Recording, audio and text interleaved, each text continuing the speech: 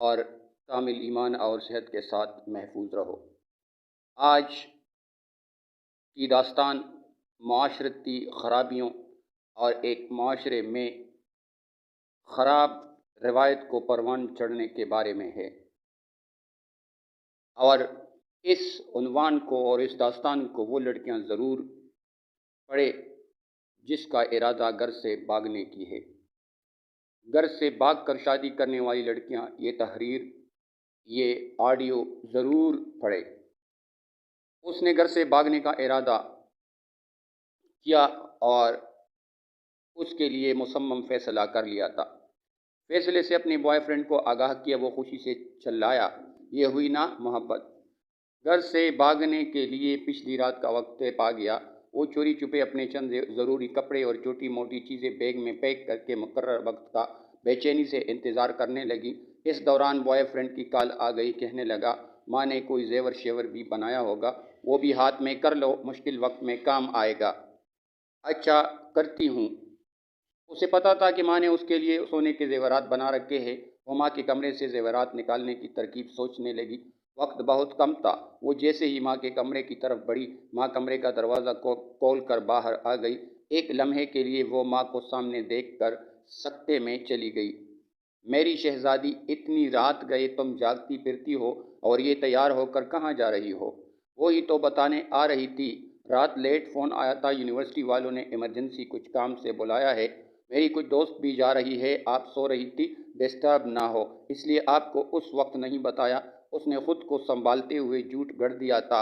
اچھا تم میرے کمرے میں ہی بیٹھو، میں تمہارے لیے کچھ بنا کر لاتی ہوں۔ ماں کچن میں چلی گئی۔ وہ ماں کے کمرے میں داخل ہوئی۔ بہت اچھا موقع مل گیا ہے، اس نے یہ سوچتے ہوئے جلدی سے پیٹی کا دروازہ کھولا تو سب سے پہلے اس کی نظر اپنے لیے بنے لال رنگ کے بہت پیارے لہنگے پر پڑی جو اس کی ماں نے خاص طور پر شادی والے دن کے لیے اس کی پسند سے بنوایا تھا۔ ماں اکثر کہتی رہتی تھی جب میری بیٹی اسے پہن کر دلہن بنے گی شہزادی لگے گی۔ شہزادی ایک سے بڑھ کر ایک اچھا سوٹ، بہترین بستر، ڈنر سیٹ، ٹی سیٹ اور نہ جانے کیا کیا سامنے آ رہا تھا۔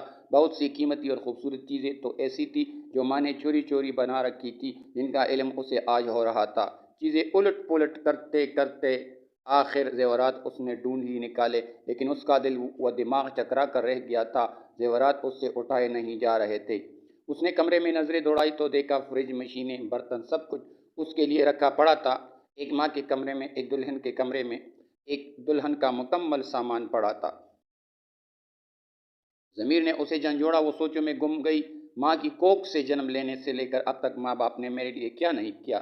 کھانا پینا، پہناوا، پڑھائی لکھائی، چھوٹی بڑی سب خواہشات، اپنا خون پسینہ ایک کر کے سب ادھورا پورا کیا، میرے اگلے گھر کا سامان تک بنا دیا، اور میں بے فیض بے وفا کیا کرنے جا رہی ہوں؟ مار کر اپنے ماں باپ کو خود مرنے جا رہی ہوں۔ محبت کا سمندر گھر میں ہے اور میں محبت کا دریا سر کرنے جا رہی ہوں۔ اس کی آنکھیں بھیگ گئی تھی، اسے اپنی اعلیٰ تعلیم، اپنی حماقتوں پر خوب رونا آ رہا تھا۔ اس دوران ماں آ گئی، یہ لو میری شہزادی اپنا پسندیدہ پراٹھا کھاؤ، اتنا سفر ہے یونیورسٹی کا، میری شہزادی کو بھوک لگ جاتی، ویسے بھی آخری دفعہ یونیورسٹی جا رہی ہوں، اسکول سے لے کر کالج یونیورسٹی تک میری ماں نے آج تک تجھے بغیر ناشتے کے نہیں بھیجا۔ آج اگر تو بغیر ناشتے کے چلی جاتی تو تیری ماں کو مرتے دم تک اس بات کا دکھ رہتا۔ ماں کی بات سن کر بے اختیار وہ ماں کے گلے لگ کر پوٹ پوٹ کر رونے لگی۔ ماں نے ماتھا چوم کر آنسو صاف کرتے ہوئے پوچھا، میری شہزادی کیوں رو رہی ہے؟ وہ نظریں چراتے ہوئے کہنے لگی، ماں مجھ سے کتنی محبت کرتی ہو نا، یہ بھی کوئی بات ہوئی؟ اب ماں سے بڑھ کر بھی بھلا کوئی محبت کر سکتا ہے؟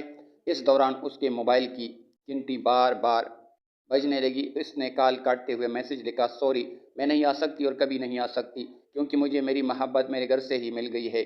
یہ جو ماں باپ کی محبت ہوتی ہے نا، یہ محبتوں کی ماں ہوتی ہے۔ صدقہ جاریہ کے لیے یہ تحریر اور آڈیو ضرور شیئر کرے۔ شکریہ، والسلام، جہاں رہو خوش